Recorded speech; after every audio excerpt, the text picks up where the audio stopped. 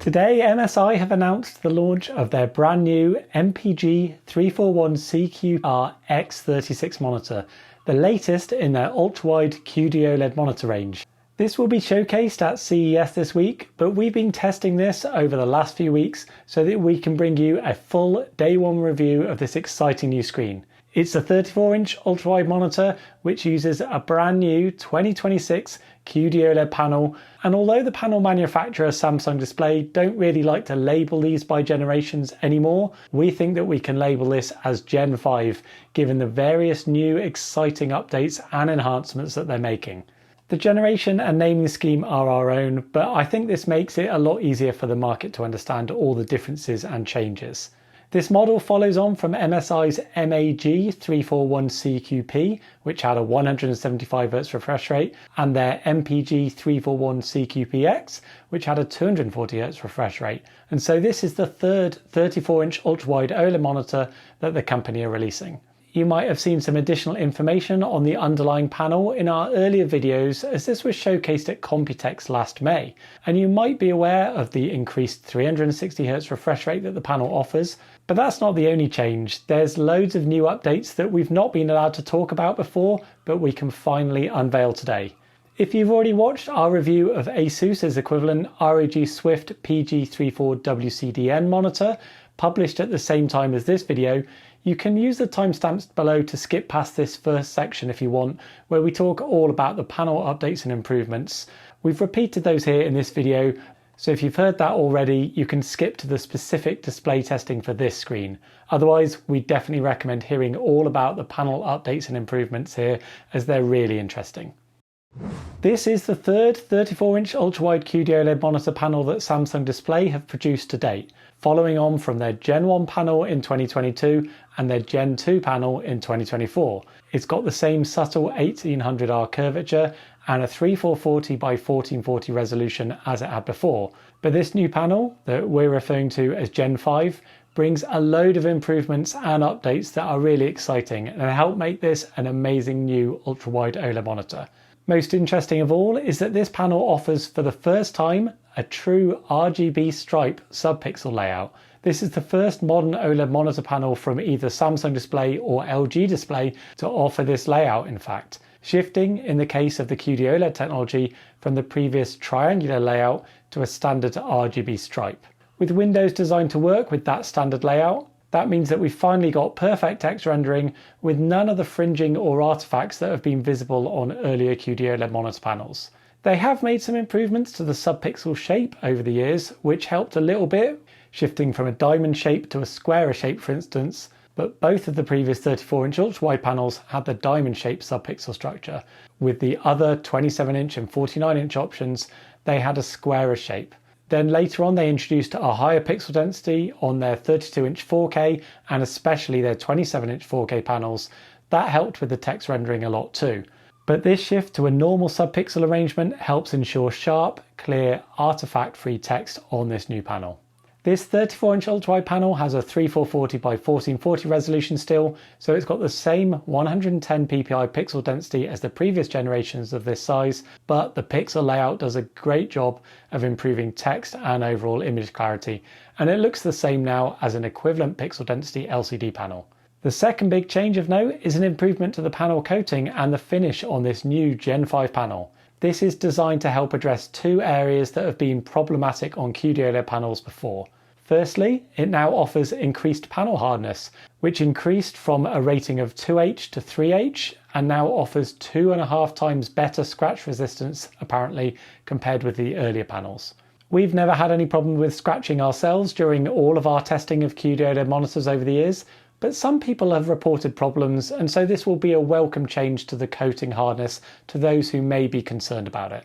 The second benefit of this new coating is that it's designed to help improve the perceived black depth in well-lit rooms, which is achieved through a combination of the coating update and adjustments to the colour layers and light absorption of the panel. In the presence of direct ambient lighting, blacks typically turn grey or purple even on QD-OLED panels, and that has long been a challenge for this technology, and one of the main drawbacks compared with competing WOLED panels. It's caused by the lack of a polarizer and the inadvertent activation of the quantum dot layer on the QD-OLED panel. And if you're using the monitor in a bright room or with light sources that face the screen, it can sometimes spoil the image and the otherwise amazing contrast that you'd expect from an OLED panel. The new coating can't solve this fully, but it does a pretty decent job of improving the perceived black depth in practice, even in brighter room conditions or direct lighting. We measured up to an 11% improvement in the black depth using our previous measurement approach, and one additional key advantage seems to be that the pinkish purple tint is now eliminated and you get a darker grey instead of a light grey or purple colour, which in turn helps improve the perceived contrast of the image. It's a good improvement, but the QD-OLED panels do still remain a step behind the best WOLED panels, such as the glossy 4th Gen WOLED panel shown here. Note that the coating doesn't change the visual appearance of the panel, which remains semi-glossy with no grain, a glossy appearance but with some moderate anti-reflective capabilities. That's particularly useful on a curved screen like this, where reflections can otherwise look really distorted. It looks the same as previous QD-OLED coating in those areas in side-by-side testing. The third big change with this new 34-inch panel is the increase to the refresh rate, now offering 360Hz and a significant step up from the previous 240Hz offered from the Gen 2 panel that came before it in 2024, and of course the 175Hz Gen 1 panel from 2022. That improves motion clarity as you track moving objects across the screen by a reasonable amount for gamers who can power frame rates up to 360Hz efficiently, as well as other gaming benefits like reduced stroboscopic artifacts as content moves past a fixed area of focus on the screen, increased frame rate support for competitive gamers, reduced overall system latency, and support for faster BFI modes where they're available from the monitor. Not everyone is going to need that additional refresh rate room or be able to power it, but it's a welcome change for faster paced games and competitive situations. It's nice to see a bump in refresh rate for the ultra-wide gamers out there, with all of the previous ultra-wide panels across all sizes and panel technologies, whether that's WOLED or QD-OLED, being limited to a maximum of 240Hz until now. We'll talk more about gaming performance and measurements for this particular screen a bit later on in this review. The fourth big change with the new Gen 5 ultrawide panel is the shift to Samsung Display's latest EL 3.0 OLED material, which helps improve both panel brightness and lifespan. Samsung Display have been updating their electroluminescence layer, their EL layer, every 2 years or so far, and it's considered one of the most significant and fundamental changes between generations. This EL Gen 3.0 was first featured on their 27-inch 4K resolution panel from 2025, and that's the only other panel produced so far which uses it. And so this new 34-inch panel is the second that they've produced with this new OLED material. EL 3.0 helps improve efficiency by more than 30%, resulting in no increase to power consumption over previous panels and no additional heat output either. It's also allowed them to push the peak brightness without any additional risk to burn-in. That means that this new monitor is certified to the VESA Display HDR 500 True Black tier, a step up from the True Black 400 tier that all of the previous ultra-wide QD-OLED panels have been certified under. In fact, this is only the second QD-OLED panel of any size to reach this higher brightness tier so far, the other one being their 27-inch 1440p 500Hz panel that was released and produced last year. That didn't use their EL 3.0 material, but it had an optimized panel structure that allowed some improvements to brightness at the time. Taking things a step further though, with this EL 3.0 base panel, this is the first QD-OLED panel to offer an increased peak brightness spec of 1300 nits, a 30% improvement over all previous QD-OLED monitor panels, which have been stuck at 1000 nits for several years. We'll measure HDR performance in a moment. For SDR, there's also an improvement in the maximum luminance from 250 nits to 300 nits spec with this new panel. Keep in mind as well that as per our studies and detailed article on this topic, an OLED panel that reaches 300 nits luminance would be perceptually equivalent to an LCD panel that reaches around 510 nits. That's due to the improved contrast of the OLED panel, and the panel itself can be certified under Samsung Display's True Bright 500 tier as a result. If you want to know loads more about the theory, measurements and certification behind all of this, check out our detailed article linked below, as this can be useful when trying to compare OLED brightness against traditional LCD screens that you might be considering upgrading from. Samsung Display told us that this new EL 3.0 panel structure also has significant durability improvements, with around 2 times the durability from older generation panels. That's great for those concerned about lifespan. This is also supported by a new TCON or timing controller board, which uses an advanced compensation algorithm that can precisely analyze and control the panel on a per pixel basis to help enhance the lifespan. So this new 2026 panel offers a true RGB stripe subpixel layout, improved coating hardness, improved black depth in ambient lighting, an increased refresh rate, improved brightness and improved longevity too. That's a massive set of improvements and certainly worthy, we think, of being labelled as Gen 5, a step change from the Gen 4 panels that were launched last year and a major evolution of the 34-inch ultrawide panels. We're pending further information about Samsung Display's other 2026 QD-OLED technologies and panels, and we'll hopefully be getting a load more information at CES in the coming days. So we'll provide further information on other sizes and updates in a follow-up video in the near future. Make sure that you hit subscribe to stay up to date on that when it's ready. Let's have a look at the performance and features of this new MSI monitor specifically. The design for this new screen has changed compared with MSI's earlier models of this size, with a new smaller stand which has a black metal foot and gives you a lot more desktop space than the old stand shape. The arm is finished in a matte black plastic and there's a 3-side borderless design to the panel, with a dark silver plastic bezel along the bottom edge. We really like the new design and it looks more sleek and professional and less gamery than the old stand. Another nice touch is that the packaging now includes a small carry bag for all of the cables, which also now feature MSI branding on the connections. It's a minor change of course, but it gives a slightly more premium feel to the overall offering. Connectivity includes DisplayPort 2.1, although this is limited to UHBR 13.5 connectivity speeds, and so this is not sufficient to power the spec without needing DSC unfortunately. The maximum refresh rate supported at native resolution with 10-bit color depth if you disable DSC is 240Hz, although there's very little reason to disable DSC anyway on a modern system with the latest RTX 50 series NVIDIA graphics cards. So this is a pretty minor point, we'd say. There's also a USB Type-C connection with DP alt mode, 98 watts power delivery and data transfer, as well as 2 HDMI 2.1 connections which run at the full 48 gigabits per second bandwidth. The maximum that they can support without DSC is also 240Hz.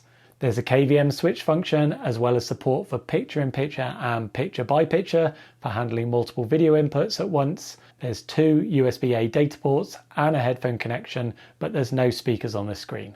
The stand offers tilt, height and swivel adjustments which are all easy to use, with the stand providing a fairly sturdy base for the large screen, but there's a bit of wobble as you move it around.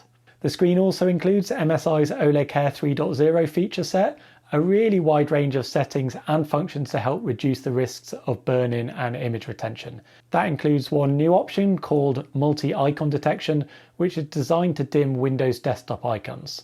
This model also includes their new AI Care sensor, a human motion sensor, which can offer a wide range of features, and that's something that we tested in more detail in our recent review of their 27-inch 500Hz QD-OLED monitor.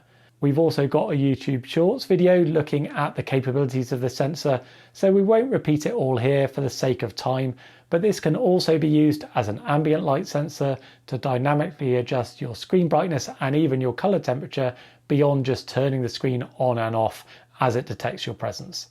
Check out those other videos if you want to know loads more about how this new sensor works. For office and general usage, the true RGB-stripe subpixel layout provides clean and sharp text, which is finally equivalent to an LCD screen of the same pixel density. And the resolution certainly offers a nice desktop area for multitasking and split screen work. There is a low blue light mode available, which makes the image warmer and reduces the blue light output. So that could be handy for certain viewing situations perhaps. It's a simple on-off toggle in each of the modes. Let's talk about the gaming capabilities as well. We measured the usual near instant response times from the OLED panel, which can easily keep up with the frame rates and had no visible overshoot either, including in VRR situations and for lower refresh rates. With a 360Hz refresh rate, you get excellent motion clarity and smooth motion, which offers some small improvements over previous 240Hz panels of this size, and that'll be welcomed by competitive and serious gamers. This is probably most apparent when tracking small details like in this example, which includes moving text on the image, and you can also get the benefits in terms of frame rate support and overall end-to-end system latency thanks to the higher refresh rate, although you'll need to consider, of course, whether you can power those kind of frame rates from your system. For situations where frame rates vary, the screen supports adaptive sync for variable refresh rates from compatible systems, although all OLED panels can suffer from flickering in some VRR situations, something that we explored in our recent study linked below.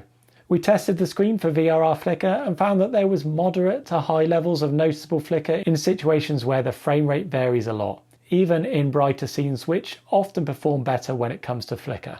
Remember though that this is an extreme test example, and just because the screen can flicker under these tests doesn't mean that it will flicker in your actual specific uses. Unlike WOLED panels, the gamma is not directly tied to the frame rate, and so flickering behaves a bit different here. You get consistent flicker spikes in terms of their amplitude, but the frequency of those flicker spikes increases as your frame rate lowers. So the trick with QD-OLED panels is to try and keep frame rates not only consistent, but also as high as possible to reduce the frequency of any spikes. Situations where you cross the LFC boundary at the lower end of the VRR range also cause noticeable flicker, so that's to be avoided if you can. There's no anti-flicker modes offered here on the MSI screen, so if you find that frame rates do fluctuate a lot and flickering becomes a problem in your uses, we'd probably say you're best just to disable VRR altogether, which will eliminate the flicker entirely. It would be good to see MSI explore adding anti-flicker modes in the future on their OLED screens. For those who can't power the 360 FPS from their system, MSI also offer a mode called MPRT, which operates a black frame insertion or BFI function. That can significantly improve the motion clarity at lower refresh rates, and it works here up to 180Hz on this screen. That's a great way to shortcut your way to 360Hz like motion clarity, even if you can only power games at lower frame rates. This is the first 34-inch OLED monitor in MSI's range to feature BFI, so this is an entirely new feature in their ultra-wide range. It's available at fixed refresh rates of 120Hz and 180Hz, and motion clarity when using BFI at 180Hz is the same as native 360Hz mode, so you can benefit from that motion clarity even if you can only power the lower frame rates. The MPRT setting is somewhat simpler to activate than on other screens that we've tested in the past, although it can still be a bit confusing and isn't without its own limitations, unfortunately. Benefits include that you don't have to bother disabling adaptive sync first. It will do that for you when you enable the MPRT mode, causing a black screen for around 5 seconds as it switches over. If you've got adaptive sync disabled already, then it's an instant on-off control for MPRT. You will, however, need to re-enable the adaptive sync later if you want to use that after turning MPRT mode off. You also don't need to bother changing your refresh rate in your graphics card settings either. If you're running the screen at 360Hz normally, and then you enable MPRT, the screen will still show that you're set at 360Hz in the menu and in the refresh rate counter, although really the screen is now rendering at 180Hz, with the other 180Hz being made up of the inserted black frames. If you're set at something lower, like 240Hz in Windows, enabling BFI will result in 120Hz operation with 120Hz worth of BFI added. We think that overall this approach is smoother than on other brand models that we've tested. However, the confusion is that your game and system will see that you're running at 360Hz still, and then it will try to generate frame rates up to 360 FPS max, even though there would be no additional benefit in the frame rates reaching over 180Hz, as they're just getting dropped for the black frames instead. So you may want to also consider capping the refresh rate in your game to match half the listed refresh rate, given that your system will still think it's set to 360Hz. One additional benefit though of MSI's approach is that with the screen still operating at 360Hz, the input lag is only slightly higher when MPRT mode is enabled, and it would still be considered very low, which is great news. Other BFI implementations where you manually set your refresh rate to the lower setting can also cause some additional lag in many cases. We checked, and you can only use BFI when set at refresh rates down to 240Hz, which runs at 120Hz with BFI, but it's not available at anything lower than that.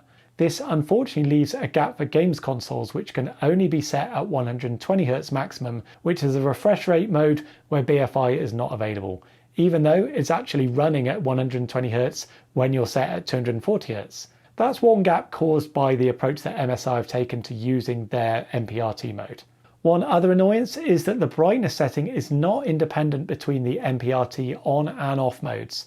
So the screen gets darker when you first enable it, and then you have to manually change the brightness control, only to then have to change it back once you disable MPRT. Although at least the setting is available to adjust, which is good news. The screen reaches a modest 154 nits maximum luminance in BFI mode, about typical for many BFI implementations, but lower than some other models that we've tested in recent times. MSI's BFI mode unfortunately can't be added to any previously released MSI monitors, even via a firmware update, as it requires a different scaler to be used. So right now, this is the only 34-inch model in their range which will offer BFI. Going back to lag for a moment, there's a super low input lag, which was great news and makes it well suited to even fast-paced and competitive gaming situations. Even a fixed 60Hz input device doesn't show any major lag here at all, although it's higher than the native refresh rate operation. Familiar MSI gaming extras are also included here, including their wide range of preset modes and settings like crosshairs, FPS counters, and their AI vision modes for tweaking darker games. Shadow detail in darker games was moderate in the native user mode, but could be improved significantly if you wanted to use the sRGB emulation mode, which could be viable for SDR gaming certainly. There is an AI vision setting which offers 5 levels of adjustment to tweak shadow detail if you want to, and that does a pretty good job of making darker scenes clearer. None of the modes seem to raise the black, which is good news, so you can experiment to see which mode you prefer for darker gaming titles. That's only available in SDR mode though, not in HDR, although shadow detail is already excellent when using the preferred EOTF boost mode in HDR. We'll talk more about HDR in a moment. Console support was also strong, with virtual 4K inputs accepted and a 120Hz refresh rate available. The screen automatically scales the image to 16:9 aspect ratio with black borders down the sides, which makes life easy without you manually needing to change the aspect ratio options each time. You will need to switch the HDMI 2.1 setting in the menu to the console mode for 4K inputs to be recognised properly and the full capabilities of the consoles to be available. As we said earlier, unfortunately you can't use the BFI mode from a console, and do keep in mind also that there's no integrated speakers on this screen. There's also a gap, it seems, for 4K 24Hz movie content support on this screen right now, but console gaming support is solid overall. If you're looking to buy a new monitor for console gaming, check out our other recent video guide on the topic, which is linked below. In terms of SDR performance, we measured up to 309 nits luminance, and this screen operates without any ABL dimming, giving you largely consistent brightness levels regardless of your content in SDR. We've seen the recent 4th Gen OLED panels reach even higher luminance in SDR, but there's still a decent step up here compared with previous QD-OLED panels. Previous panels typically reach around 260 nits, so reaching around 310 nits here is a decent step up. Unfortunately, MSI don't provide an option to disable uniform brightness behavior on their screens in SDR, which on other monitors can give you a boost in luminance for SDR gaming and multimedia if you want to, as long as you don't mind putting up with some ABL dimming then. We'd like to see MSI perhaps add support for this in the future to give more flexibility for gamers, but the uniform brightness behavior will likely be preferable for most users anyway. The user preset mode operates with the full native color space of the panel and has a nice accurate setup in terms of gamma, color temp and grayscale, which was very good. This offers a strong factory calibration. With the wide color space active, the accuracy of sRGB colors was poor as normal for any wide gamut screen, but the accuracy of DCI-P3 colors is good, as it's a closer match to the native gamut of the panel. This mode provides a more vivid and saturated image, which some people will like for gaming and multimedia usage. But if you're looking to work more accurately with specific color spaces, there's a couple of emulation modes available too. MSI provide a preset mode for sRGB emulation too, for more accurate performance for SDR content. You still retain access to most on-screen display adjustments, including brightness, color temp modes, and gamma, although you can't customize the color temp using the individual RGB channels for some reason in this mode. There's no change to the grayscale or the color temp, which remain very good in this mode, but the gamma has been switched to follow the sRGB gamma curve instead of a 2.2 curve, which is very similar anyway, but does a great job of improving shadow detail in darker content. The colour space is now clamped back to sRGB, making it far more suitable for working with sRGB and SDR content and reducing the oversaturation of the native mode. Colour accuracy for sRGB colours was now excellent. There's also a DCI-P3 colour space setting available, which remains nice and accurate again for gamma and grayscale and provides a nice clamping to the DCI-P3 colour space commonly used for HDR content. This mode offers very good colour accuracy for DCI-P3 colours. MSI also provide an Adobe RGB emulation mode, which is something not offered on some competing brands. This again has solid gamma and grayscale performance, no real change in this area from any of the modes really, but now the colour space is clamped back to Adobe RGB and offers very good colour accuracy for working with content in that colour space, often used in the photography sector. Calibration can produce some excellent results and allows you to operate with the native colour space of the screen, but clamp it back to a target colour space such as sRGB for colour aware applications. You can find our best settings guide and a link to our calibrated ICC profile in the description below if you want to check those out. When it comes to HDR performance, the QD-OLED panel offers the usual hardware level capabilities such as per pixel level dimming control, which avoids halos and blooming, and a potentially infinite contrast ratio with the ability to turn off individual pixels fully. As we talked about earlier, the new panel coating, or what MSI call pure black, also helps a bit with the perceived black depth and contrast in brighter rooms, which is a welcome improvement to this new Gen 5 panel, although optimal performance for HDR is still in a darker room. There's three main HDR modes available to choose from, which are True Black 500, Peak 1300, and then their recently introduced EOTF Boost mode. This new MSI screen also gives you access to adjust the brightness settings if you want to in all of those modes, if you find any of them too bright, for instance, in certain situations. They've also introduced two new HDR modes, which allows you to customize the EOTF curve and luminance in both the True Black 500 and the Peak 1300 mode. We'll take a closer look at those customization modes a little bit later. Each of the three main modes behaves slightly differently, which we'll go through in more detail too. Peak white luminance reached up to the advertised 1300 nits brightness when using the Peak 1300 and EOTF Boost modes, but it's capped to around 500 nits when using the True Black 500 mode, a mode that's designed to pass VESA's certification process. And because it doesn't reach as bright, you do see less noticeable panel dimming in that mode as scenes change. We expect most people will want to use one of the brighter modes though. Thanks to the new 5th gen panel and the EL 3.0 material, the peak white luminance is around 11% higher than the 2nd gen 240Hz panel of this size, even more so in the darkest scene highlights where it can reach up to 30% higher. Brightness isn't the only factor though, and the EOTF tracking also needs to be considered as this impacts accuracy and image detail in HDR content.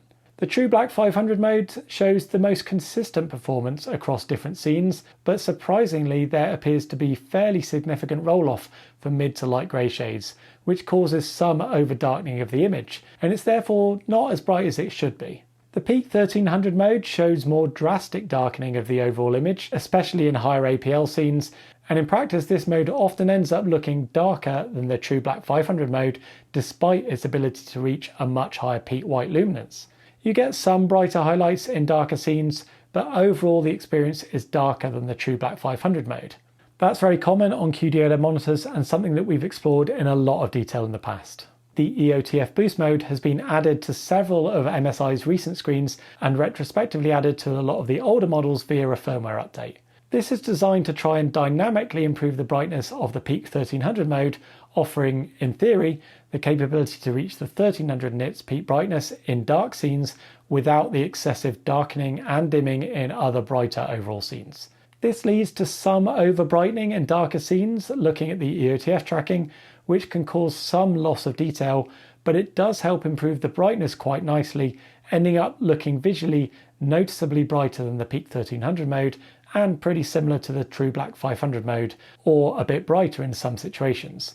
So this is likely to be the preferred mode for most users, we think. It doesn't reach quite as bright as the ASUS equivalent model that we've reviewed at the same time, when using both of the screen's brightest HDR modes, but even though the ASUS looks visually a bit brighter, it does cause some loss of detail in some scenes due to the further overbrightening of the EOTF.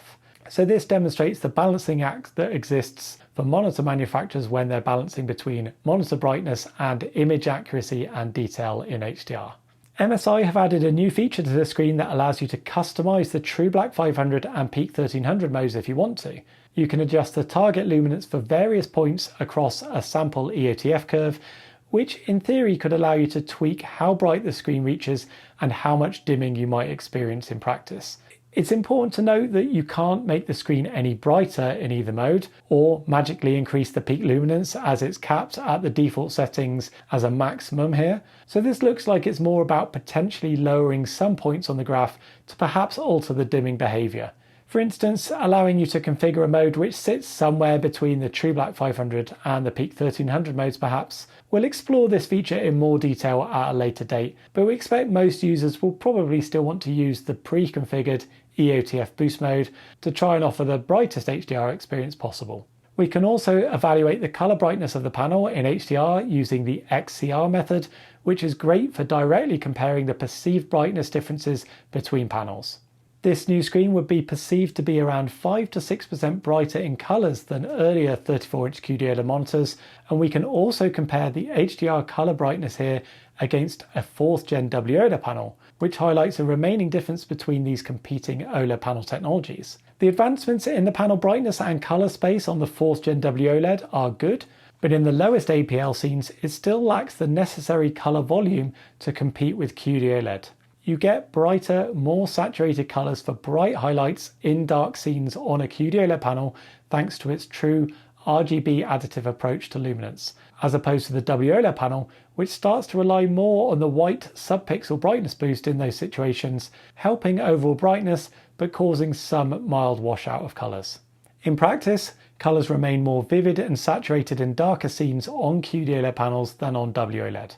For more information on XCR, about how it's calculated and what it represents, see our detailed article linked below. All of the HDR modes offer very good colour temp and grayscale accuracy as shown here, which is good news as there's no access to alter any of the colour temperature or RGB channels in the HDR modes. Shadow detail was also excellent in the recommended EOTF boost mode, better than in the True Black 500 mode in fact. There's also very good colour accuracy for HDR content, which is great news. The MPG 341CQR X36 is an excellent new ultrawide OLED monitor, and it offers some very good new panel updates and improvements that set it apart from all of the previous QD-OLED ultrawide monitors that have been released in the last few years. This model actually knocks their previous MPG 341CQPX off the top spot as our most recommended 34-inch ultrawide OLED monitor in fact. The true RGB-stripe sub-pixel layout is likely to be the headline change that attracts a lot of people who've been concerned about text clarity and fringing on previous generation panels. It's great to see that that's finally offered, and we do hope to see it incorporated on other future QD-OLED panels in the future in other sizes. We're waiting on more information from Samsung Display at CES this week, so we'll provide further updates on their latest 2026 technologies, updates and panels in the near future. It's also great to see Samsung Display take steps to address some of the other concerns around coating hardness, as well as to try and improve the black depth and ambient light handling in brighter room conditions. It's certainly nowhere near fully resolved, but it's better than previous QD-OLED panels, which is a positive change. Obviously, the increased refresh rate and gaming capabilities are always welcome, and it's a decent step up from earlier ultra-wide OLED monitors in this area. It's also good to see improvements to SDR and HDR brightness thanks to the new EL3.0 material and Gen 5 panel. The MSI MPG 341CQR X36 will be on show at CES for the first time later this week, but hopefully you found this day one full review useful and interesting. It's expected to launch in Q1 at some point, and the initial indicative price that we've been given is a global MSRP of $1,099, although that could be subject to tariffs and regional variation. More information when we get it will be published on our main site. You might also want to check out our full review of ASUS's equivalent new 34-inch ultrawide monitor that was also announced today and published at the same time, That's linked in the description below if you want to check that out. We'll be bringing you all of the news from MSI and other monitor manufacturers from CES soon as well, so do make sure you hit subscribe to stay up to date on all of the great news and all of the exciting updates coming out of CES this year. Thank you for watching, we'll catch you next time.